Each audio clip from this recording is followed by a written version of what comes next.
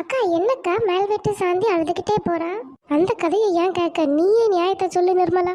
பாவம் புருஷன் இல்லாதவளாச்சேன்னு மேல வீட்டை வாடகைக்கு கொடுத்தாச்சு. அதுவும் குறைஞ்ச விலையில தான் நான் வாடகை கொடுத்தேன். 3 மாசம் வாடகை தரல. கேட்டா இன்னைக்கு நாளைக்கு இன்னைக்கு நாளைக்குன்னு கடத்திக்கிட்டே இருக்கா. கூப்பிட்டு திட்டதான் செஞ்சீங்களோக்கா, அதான் அழுதுட்டே போறா. அவ்வளோ திட்டுறதா? 2 நாளைக்கு முன்னாடி மோட்டர் போடுறது நிப்பாட்டிட்டேன், மேலே தண்ணி போகாது. அப்புறம் நேற்று பவர் ஆஃப் பண்ணிட்டேன் மெயின் சுவிட்சை. நேற்று ஃபுல்லாக கரண்ட் இல்லைங்க. அதுக்கு தான் மேடம் கோவச்சிட்டு அழுதுட்டு போறாங்க. ஏதாவது ரோஷன் வந்து வாடகை தாராளா பாப்போம். என்னக்கா எப்படி சொல்றீங்க? அதுவும் ஒரு கிறிஸ்தவங்களா இருந்துகிட்டு. கிறிஸ்தவங்களா இருந்தா வாடகைக்கு வீடு சும்மா விடணுமா? நீதிமொழிகள் 3:29-30 என்ன சொல்லியிருக்கு தெரியுமாக்கா? வாடகை எதுவும் வாங்கக்கூடாதுன்னு சொல்லியிருக்காங்களோ? அச்சமின்றி உன்னிடத்தில் வாசம் பண்ணுகிற உன் அயலானுக்கு விரோதமாக தீங்கு நினையாதே. ஒருவன் உனக்கு தீங்கு செய்யாதிருக்க காரணமின்றி அவனோட வழக்காடாதே. புருஷன் இல்லாத பொண்ணுன்னு வேற சொல்றீங்க.